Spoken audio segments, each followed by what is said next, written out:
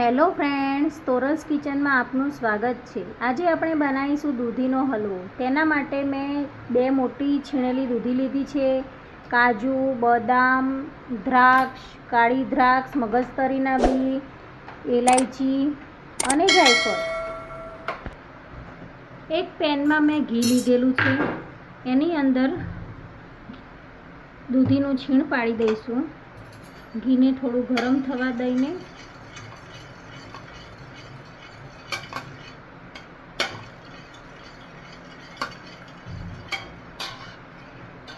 હવે આપણે એમાં દૂધીનું છીણ પાડી દઈશું।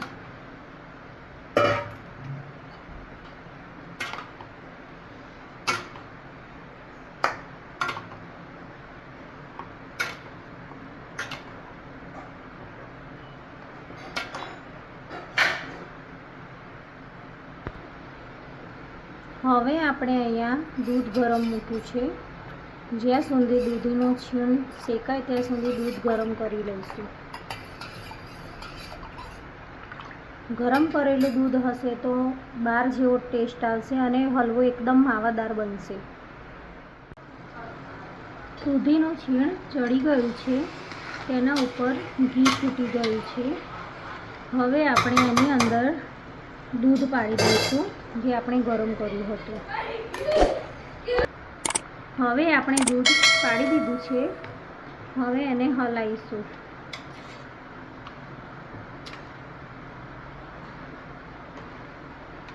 ગરમ કરેલું દૂધ પાડવાથી હલવો એકદમ માવાદાર થાય છે।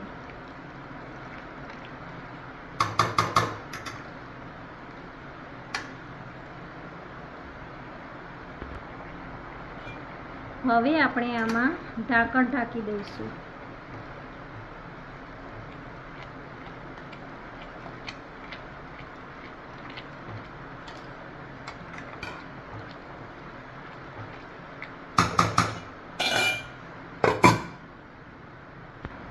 ત્યાં સુધી એક પેનમાં ઘી લીધું છે। એમાં આપણે બદામ કાપેલી અને કાજુ કાપેલા ડ્રાય રોસ્ટ કરી લઈશું।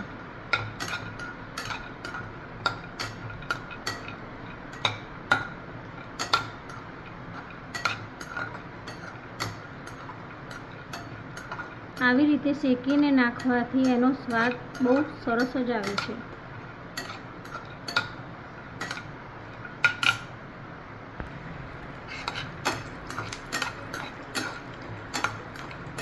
હવે આપણે એમાં દ્રાક્ષ એડ કરી દઈશું। દ્રાક્ષ બહુ જલ્દી ચડી જતી હોય છે, એટલે આપણે લાસ્ટમાં એડ કરવાની હોય છે। મગજતરીના બી,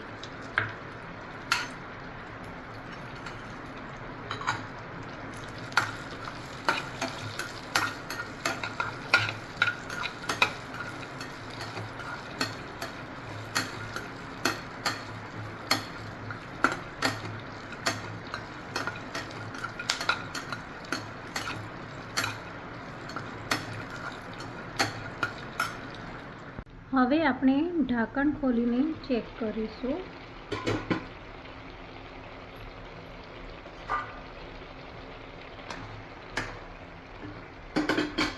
દૂધ બળી ગયું છે। હવે આપણે બજાર જેવો તૈયાર કરવા માટે એમાં 1 કપ જેટલી મલાઈ એડ કરીશું।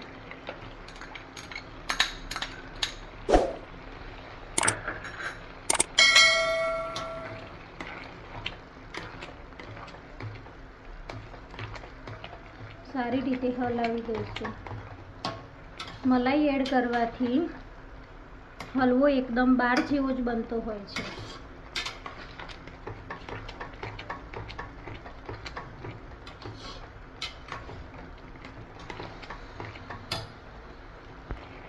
હવે આની અંદર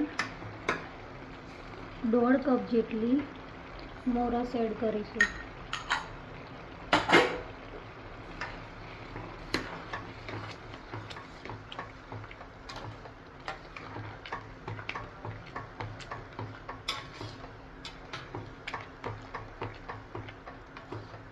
હવે જ્યાં સુધી ઘી ઉપર ના ફૂટે ત્યાં સુધી ચડવી લઈશું। હવે આપણે એમાં 1 પીંચ જેટલો ગ્રીન કલર, એલાયચી અને જાયફળ અને આપણે રોસ્ટ કર્યા હતા એ ડ્રાયફ્રૂટ બધું આપણે અંદર એડ કરી દઈશું.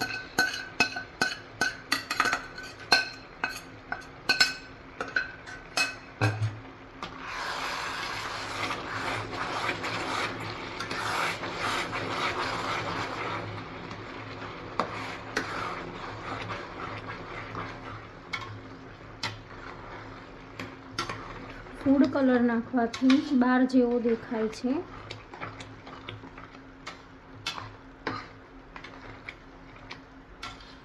જેમ જેમ ખાંડ કૂક થશે એવી રીતે ઘટ થતો જશે.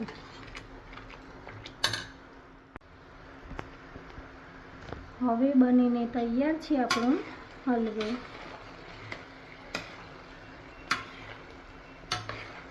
બિલકુલ પાણી શોષી લીધું છે. હવે એક ડીશની અંદર ઘી સ્પ્રેડ કર્યું છે, એની અંદર આપણે પાથરી દઈશું. ડીશની અંદર આવી રીતે પાથરી દઈશું.